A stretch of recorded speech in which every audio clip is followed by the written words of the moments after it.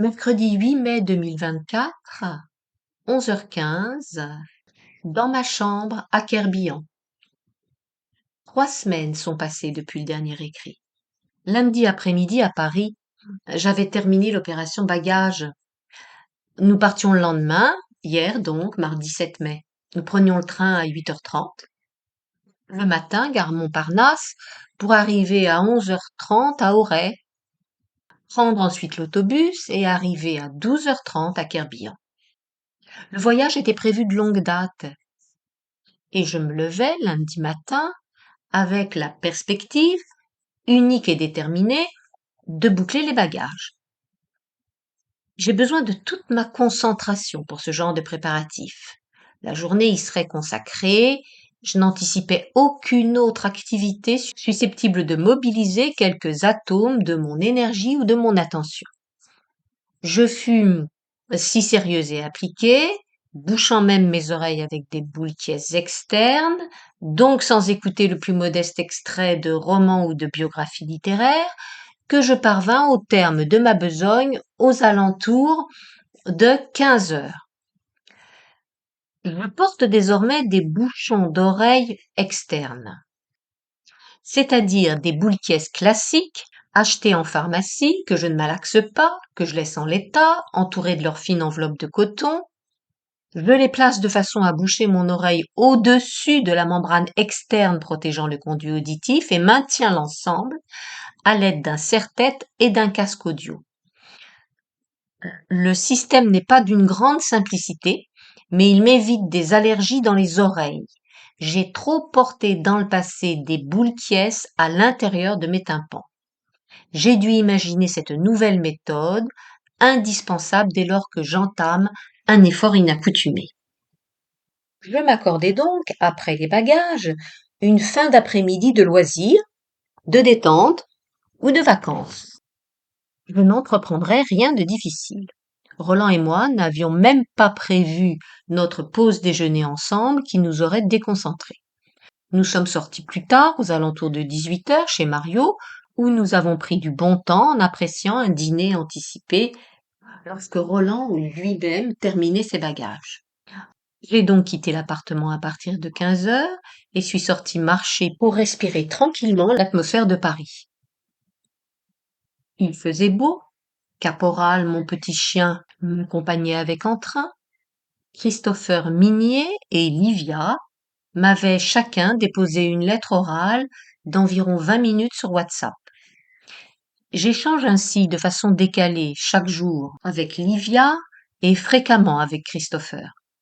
Je les écoute en rangeant la cuisine après que Roland et moi avons fini de déjeuner.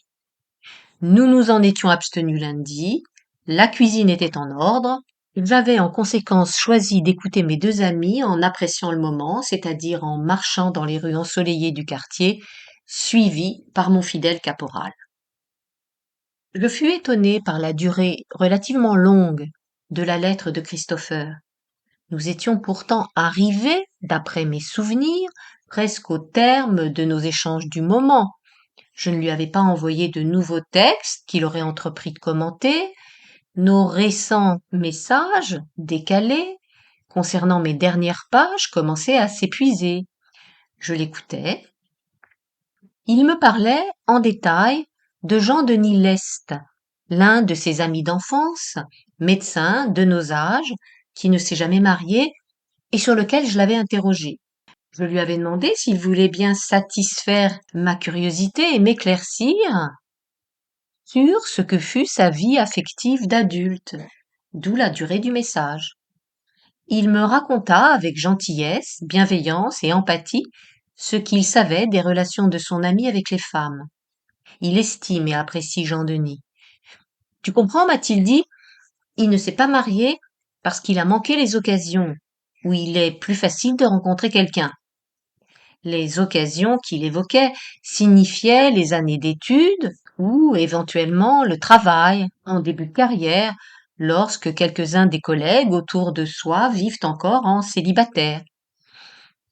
Je sentis en moi, brève et furtive, une infime blessure, une modeste incision, une ombre de peine Un léger froissement.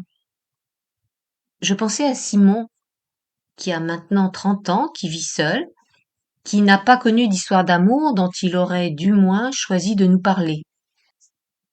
Il a tenté quelques rencontres par l'intermédiaire de sites internet qu'il a trouvées assez tristement au fond décevantes.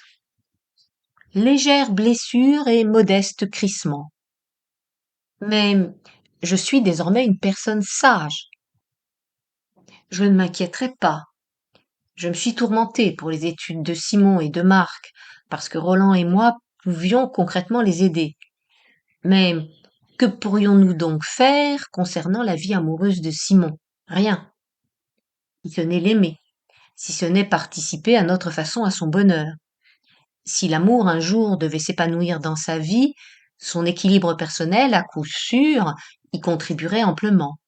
Je me répétais, marchant dans le quartier, surveillant Caporal de l'œil, retenu parfois de longs moments par des odeurs canines palpitantes à son goût, que j'étais maintenant capable d'être suffisamment philosophe et paisible. Je n'allais pas me blesser inconsidérément. Je devais réfléchir et ne pas me laisser aller à l'inquiétude. J'avais pourtant besoin d'agir et de participer, de réagir, de ne point rester immobile et passive. Je suis alors entrée dans l'église de la Sainte Mère de Dieu. J'ai glissé Caporal dans mon grand sac à main, je me suis approchée du tabernacle et j'ai pensé à Simon. Un séminariste italien habillé d'un jogging que Roland et moi apercevons régulièrement aux offices du dimanche, au bon visage, long, agrémenté d'un original et plaisant menton en galoche, un chapelet entre les mains, faisait régulièrement le tour de l'église. Il priait. En sortant de l'église, j'ai croisé une femme assise sur le dernier banc. Ses lèvres remuaient en silence.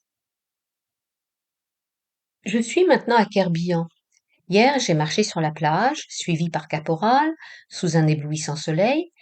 J'écoutais la biographie d'Auguste Renoir, écrite par son fils le célèbre cinéaste, et je réalisais à quel point mes inquiétudes de femme, semblables à beaucoup d'autres, nées en 1957, appartenant donc pour l'essentiel, jusqu'à maintenant du moins, au XXe siècle de notre ère, je réalisais donc combien mes préoccupations de femme, relevant d'une classique bourgeoisie banale, témoignaient d'une vision qui manquait d'envergure, étriquée en fait, dépourvue d'imagination et donc angoissée.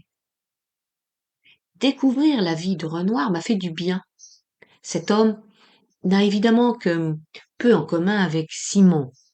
Renoir nourrissait en effet une irrésistible passion pour la peinture, ce que je ne crois pas, jusqu'à preuve du contraire, être le cas de Simon. Il n'en demeure pas moins que Renoir a tranquillement trouvé, sans le chercher, l'amour de sa vie, tout en demeurant, toujours et profondément, lui-même. Il ne s'est marié qu'à 50 ans, les époux ont fait leur vie ensemble, 5 enfants leur sont nés.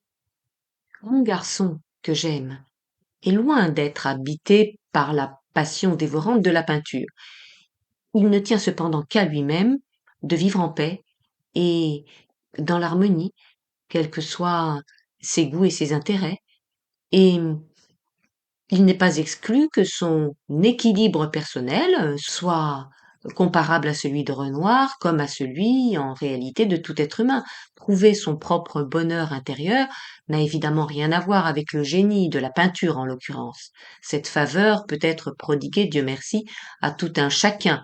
Si l'on ressemble à Renoir, si l'on ressemble à ceux qui, par grâce, s'approchent de la paix intérieure, trouver sa compagne ou son compagnon avant 30 ans est peut-être singulièrement fréquent, mais décider de s'engager affectivement à 50 ans ou même plus est tout autant concevable. Je serais donc singulièrement bien avisée si j'évitais de verser dans une inquiétude suscitée en grande partie par une vision du monde regrettablement étroite, qui me fut, ceci dit, soufflée par mon ami Christopher, Après réflexion, la conception de Christopher n'est pas la mienne. Simon n'a en rien manqué les rares occasions de sa vie. L'avenir est ouvert. Je peux même, me semble-t-il, élargir un peu plus encore l'espace de mes interrogations. Je poursuis. Je me pose à moi-même une question. Mais alors, en ce cas, point d'autre voie, selon toi, la désormais sage et philosophe épouse et mère du début du XXIe siècle, point d'autre voie vers une vie heureuse que celle du couple. Point de salut donc hors de la conjugalité. Et je me réponds, en ce cas, mais oui, bien sûr, d'autres voies sont parfaitement possibles, mais j'avoue que ces autres perspectives m'apparaissent singulièrement plus opaques et lointaines. D'autres schémas d'existence sont évidemment concevables. Ayant réalisé à quel point ma première vision des choses, consistant à penser que les occasions de rencontre déterminantes dans la vie de Simon étaient désormais improbables, manquaient d'ampleur, je réalise que je peux encore gagner en souplesse d'esprit et en décontraction. L'important est que Simon soit en accord avec lui-même, qu'il mène ou non une vie conjugale. Je continuerai cependant à me recueillir chaque jour en pensant à lui. J'ai commencé lundi dans l'ombre et le silence de l'église. J'ai poursuivi mardi et encore aujourd'hui. Je me concentrerai spirituellement. Je prierai pour qu'il trouve son bonheur à sa façon, ou bien qu'il le conserve si sa vie à ce jour est celle qui lui convient. Je continuerai sans doute à imaginer son avenir à deux, car ce futur m'apparaît plus concret, tout en sachant que d'autres voies existent. Je n'oublierai pas de tourner mon esprit vers lui, vers sa vie et vers ses jours, avec ferveur, quand le soleil se lève, quand il décrit sa course, et quand il disparaît du ciel le soir, nous plongeant dans l'obscurité. Dimanche soir, Simon dînait avec nous. Marc, Delphine et Betty passaient plusieurs jours en Normandie, dans la maison de campagne et de future retraite des parents de Delphine. Nous sommes souvent émus ces derniers temps, car Manou, la maman de Roland, est absente. Elle nous a quittés il y a 1 an. Elle aurait été infiniment heureuse de la naissance de la petite Betty. Et Simon parlait de sa grand-mère.